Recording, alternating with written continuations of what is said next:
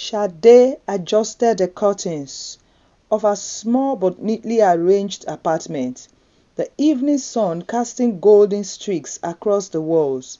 Her 5-year-old son, Dari, sat on the rug, scribbling on his drawing book, a habit he had picked up since he was 2. Dari wasn't an ordinary child. She knew it. He had always seen things others couldn't.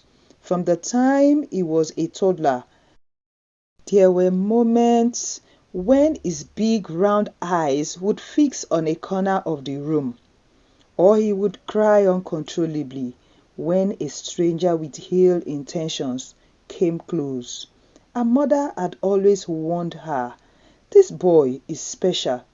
God sent him to guide you." But there were days Sade wondered if it was just a grandmother's sentiment. Life hadn't been easy. Sade got pregnant at 18, still in her final year of secondary school. Her mother, though disappointed, never threw her out. She helped her through childbirth, but made one thing clear: "I will support you, but this child is your responsibility. You will raise him yourself." Few months after, Sade gained admission into the higher institution. True to her word, Sade carried Dari everywhere, to lectures, library, and even tutorials. By the time he turned 2, he started school, giving Sade a little more space to focus on her studies. Her mother sponsored that. Now, she was a graduate, working in a reputable firm and living independently with her son, but one thing hadn't changed: Dare's unusual gifts. Different men had come to ask for Sade's hand in marriage, but most times Dare would cry uncontrollably, signifying something was wrong. Sade understood Dare very well, so when there is an incident and he cried uncontrollably, she understood. She would just withdraw. When Mr. Bayo came into the picture, Sade thought her life was finally turning around. He was everything she dreamed of: rich, tall, and charming. He showered her with gifts, promised her a better life, and spoke of marriage within months. But Dare didn't like him, and he did not hide that. From the very first day Mr. Bayo stepped into their house, Dare had cried uncontrollably. It wasn't the usual childish tantrum. It was a deep, fearful cry. Anytime the man visited, Dare would clutch his mother's dress tightly, refusing to let her go. "Mommy, don't let him stay." Sade dismissed it at first, thinking he was just being overprotective. After all, she hadn't dated seriously since his birth. Maybe Dare just didn't want to share her attention. One Saturday, Mr. Bayo came visiting. He bought expensive toys and chocolates for Dare, trying to win him over, but the boy refused to touch anything. He asked for permission to take him out, but the boy refused to go with him. As they sat on the couch chatting, Mr. Bayo leaned in to hug Sade, but Dare sprang from where he was playing, crying uncontrollably. "Mommy, don't touch him," he screamed, dragging her arm away. Sade froze. "Dare, what is wrong?" The little boy wiped his tear. With small hands, he pointed to Mr. Bayo, dragging his mommy away. "Mommy, look at him very well. Can't you see? He has something on his head. He will hurt you. Mommy, don't go close to him." Room went dead silent. Sade's heart raced. She turned to look at Bayo, whose face twitched for a moment before he quickly forced a smile. "What's this boy saying?" Bayo chuckled nervously. He must have been watching too many cartoons. But Sade noticed something, a flicker in his eyes, as if he was caught off guard. Her palms grew sweaty. She could hear her mother's voice echoing in her mind. "This boy is your guiding angel. Listen to him." That night, Sade lay wide awake, replaying the events in her mind. She didn't know what to believe. Was it really just a child's imagination? The next day, she confided in her friend Tolu about the whole incident. "If Dare said he saw, believe him," Tolu whispered. "Children like him see things we can't see." Sade's heart pounded. Could Bayo be hiding something? Next time Bayo called to visit, Sade made up an excuse not to let him come. That night, she did something she hadn't done in years. She knelt down beside Dare's bed and prayed, "God, if this man has any hidden agenda to hurt me, expose him." A few weeks later, Tolu came visiting. Tolu and Sade sat on the couch in the living room while Dare played with his puzzle. News broke out that Bayo had been arrested in another city for human trafficking. He was part of a dangerous syndicate that targeted young women, using wealth to lure them in. Sade's knees buckled when she heard the news. Tears streamed down her face as she hugged Dare tightly. "You saved me, my guiding angel." Dare only smiled, his little fingers tracing her face. "I told you, Mommy, God shows me things." From that day forward, Sade never doubted her son's gifts again. Though life still had its challenges, she knew she was never alone. A guiding angel, her son, was always watching. Her friend Tolu whispered to her, "When God places a light in your life, even the thickest darkness cannot overshadow it."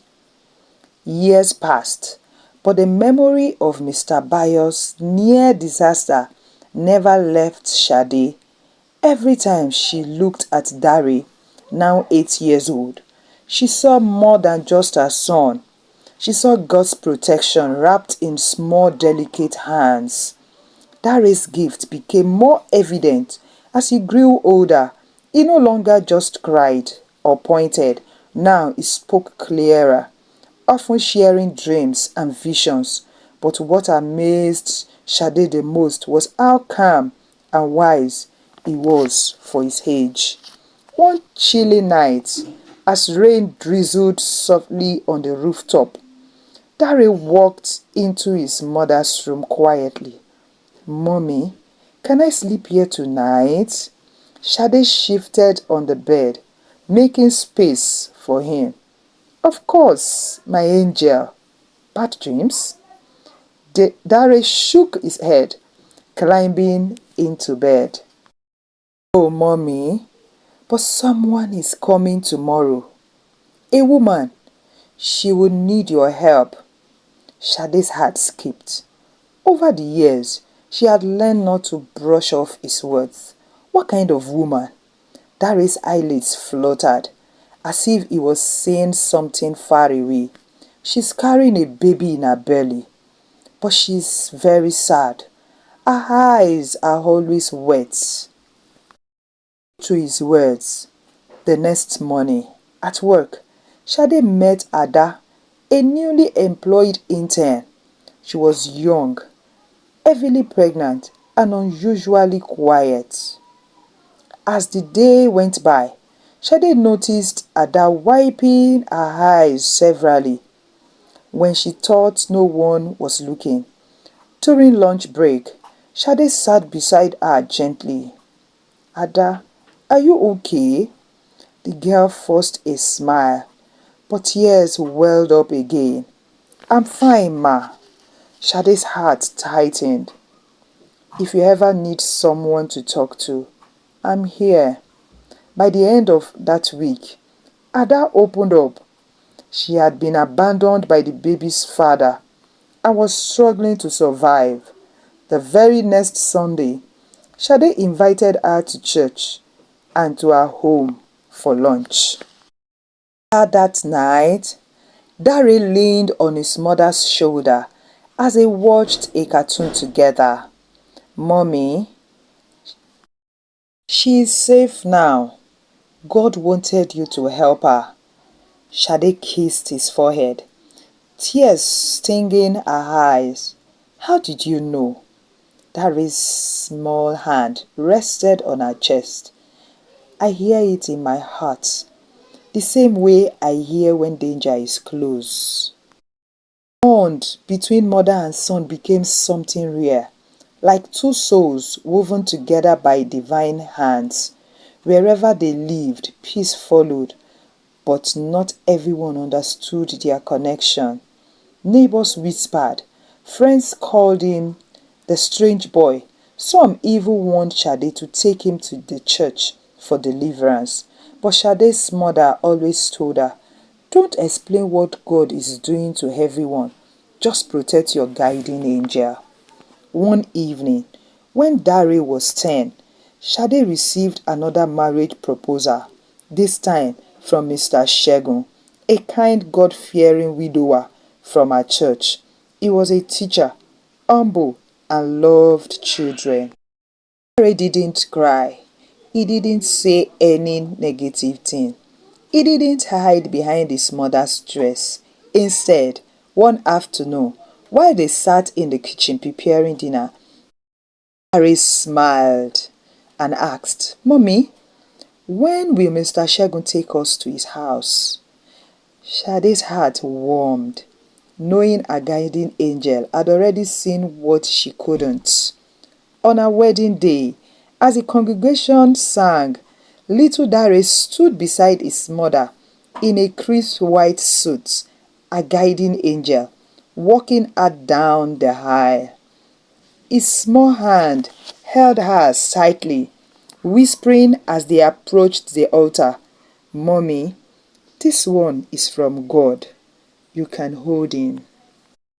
He grew into a man who never sought fame or attention, but wherever he went, light followed. Sade became a counselor for young single mothers, helping them find strength in their journey, just like she found in hers. Her testimony spread like wildfire, touching lives far beyond a small community. Sometimes God sends us help in unexpected ways, even through little children. Their heart is pure. It seems beyond an eye can behold. Would you believe if a child told you what they see beyond the ordinary? There are angels among us, some wrapped in white robes, others wrapped in small bodies with round, curious eyes. Would you recognize your own guiding angel if God sent them in a form you never expected? You spoke to the young single mothers at the end of their seminar. Thank you. Drop your thoughts, please, in the comment section. Your support and your time means so much to me. If you enjoy this story, please like, share with your loved ones and your families. Please subscribe to my channel. if you haven't done so by now, for more interesting and educating story. Till another new video is uploaded on this channel, I remain yours truly, African Echoes by Dimma. Bye.